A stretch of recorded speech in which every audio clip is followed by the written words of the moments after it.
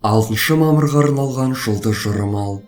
Тоқта, сіз бір қателікті екінші мәрте қайталамаймын деп қанша мәрте өзіңізге сөз бердіңіз. Барлық адамдарға бірдей сенудің қажеті жоқ екенін ешқашанда естен шығармаңыз. Ойланып қарасаңыз, сенім артып тапсырған адамдардың барлығы дерлік өз сөзінде тұрған жоқ. Барлығы дерлік сіздің аманатыңызды орындаған жоқ. Сол себепті де маңызды шаруаларыңызды тек ең сенімді адамдарға ғана сеніп, соларға ғана сырыңызды ашқаныңыз жөн. Түскен ақшаны санауға асықпаңыз. Әзірше сіз ол ақшаларды қайда жарататыныңызды нақты шешкен жоқсыз. Түсініксіз әрі қомақты қаржыны қажет ететін жобалар мен сауда-саттықтан аулақ болуға шақырамыз.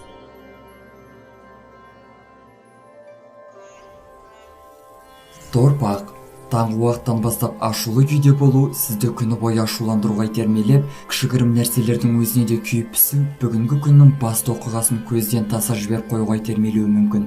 Бүгінгі күні де күш-жігеріңізді бойыңызға жинап, жағымды аураны қалыптастыруға тырысып көріңіз. Кейбір нәрселерге қатысты асығыс қорытынды жасап қоюдың салдарынан қазіргі уақытта жағымсыз жағдайға тап болып қалуыңыз ықтимал. Бұл жағдайда жан-жағыңызға мұқият қарап, неден қателескеніңізді ашып, зерттеп алыңыз. Әлі де кеш емес, жағдайларды түзетуге барлық мүмкіндік бар.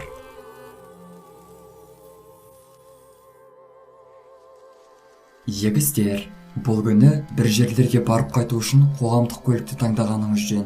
Жеке көлік әрине жақсы, бірақ та жұлдыздар жеңіл көлікпен қандай да бір жағымсыз жағдайлар немесе қауіптің болуы мүмкін екенін ескертеді. Әрине, бұл тек қана болжам. Дегенмен де сақтанғанды сақтайды демекші, бүгінгі күні сізге қауіпсіздік шараларын сақтап, жан-жағыңызға мұқият болуға кеңес береміз. Әсіресе электр, газ құрылғыларын мұқият тексеріп, қауіпті тәжірибелерден аулақ болыңыз. Басқа жағына келер болсақ, қарым-қатынастарыңыз үйлесімді өтеді. Тек жақын адамдарыңызға ойланбай жатып өткір сөздер, сын, пікір айтып қоюдан аулақ болыңыз.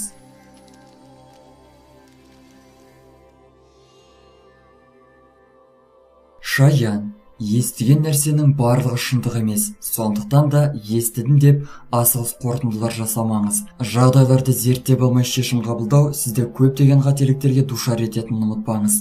Эмоцияңызды бақылауда ұстап, барынша ұстамды бола біліңіз. Осының арқасында барлық жерде дегеніңізге оңай жетіп, жүйке жүйеңізге де салмақ түсірмейсіз. Кейбір шаяндар батыл әрекет жасаудан жүрексініп жүргенге ұқсайды. Өзіңізге тиесілі үлесті алудан еш қорықпаңыз. Шын мәнінде байыпты, сабырлы күйде сіз біраз нәрсеге қол жеткізе аласыз. Осыны естен шығармаңыз.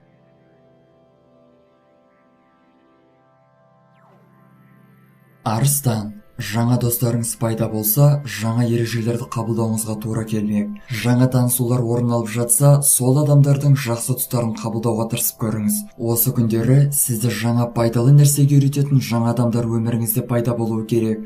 Мүлдем жаңа дүниелерді ашудан еш қорықпаңыз. Кейбір арыстандар алдағы уақытта жаңа кәсіп көзін ашу үшін жаңа ілімдермен қатар жаңа тәжірибелерді қабылдауы мүмкін. Ең бастысы өз күшіңізге сеніп, негативті жорамалдардан аулақ болғайсыз. Сеніңіз, жаңа өзгерістер қарқынды түрде дамып, сізді де жақындарыңызды да таң қалдырады.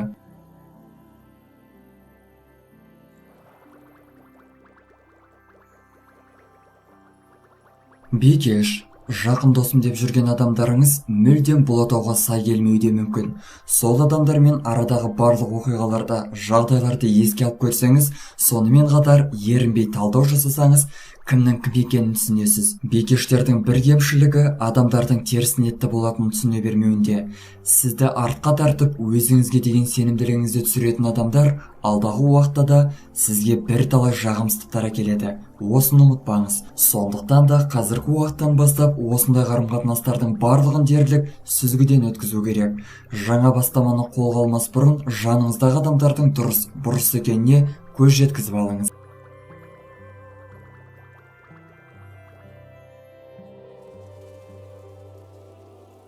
Таразы, таразылардың басым көпшілігі жақсы дамыған ішкі интуициясын толық игере алмайды. Кейде интуициясының білдіріп тұрған дүниелерін елемей, өзгелерге жиі жалтақтап, олардың қолдауын, мақұлдауын күтіп тұрады. Бір сәт ішкі дауысыңызды тыңдап, соның дегенмен әрекет етіп көріңіз. Осының арқасында өзіңіз таң қалатындай нәтижелерге қол жеткізесіз. Қиын сәттерден де шығатын жолды ішкі даусыңыз арқылы таба аласыз. Бұл күні сәттіліктерге жетуге көптеген мүмкіндіктер бар. Бойыңыздағы аталған қасиеттерді дамытуға әрекет етсеңіз, сіздің бағындыратын белестеріңіз көбейе түседі.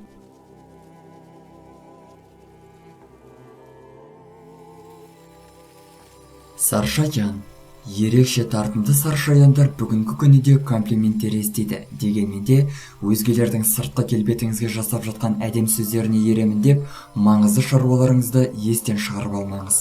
Өзгелерді бұрынғы қателіктер үшін жазғырудан аулақ болғаныңыз жөн. Қазіргі таңда артқа бір сәт көз жүгіртіп, жеткен жетістіктеріңізге шолу жасаңыз. Сонда ғана сіз одан төмен деңгейдегі нәтижелердің сізге лайықты емес екенін байқап, биік шыңдарды бағындыруға жеткілікті мотивация аласыз.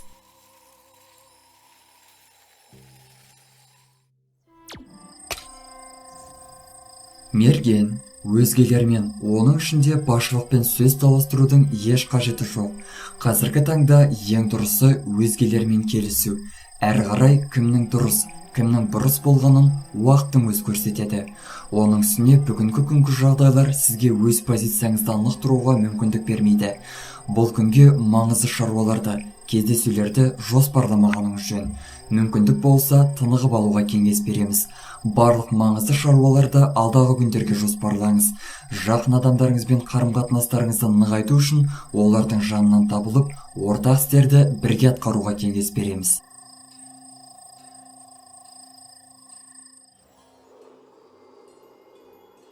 Тауешкі. Тауешкілердің бұл күні алдағы уақытта не күтіп тұрғанын өзгелерден бұрын білуіне мүмкіндігі болады. Дегенмен де бұл басшылықтың шешімі немесе осы тектес маңызды өзгерістердің орын алуына ықпал ететін құпия ақпараттар болуы мүмкін. Алайда мұндай құпия ақпараттарды жария етпеуге кеңес береміз. Мұның соңы жағымсыз нотада аяқталуы да ғажап емес. Бүгінгі күні жақын адамдарыңыздың көңілін көтеріп, шер тарқатуға мүмкіндік бар. Жеке өміріңізде шиеленісті жағдайлар орын алып жатса, тым өрескел адамдардан аулақ болып, сабырлық танытып, жағдайлардың өздігімен дамуына мұрша беріңіз. Сонда ғана барлық жағдайды қабылдау сізге жеңіл болады.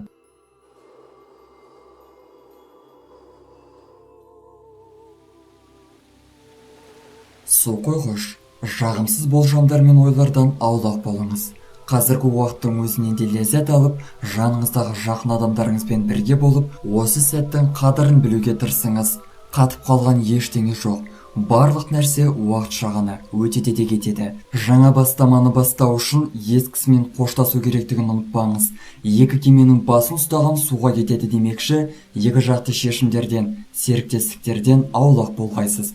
Жақсылап ойланып, байсалды шешімдер қабылдауға сіздің ақылыңыз, мүмкіндігіңіз жетеді. Тек өзгелердің алдында шынайы бола біліңіз. Сонда ғана өзгелердің тарапынан да шынайылықты күте аласыз.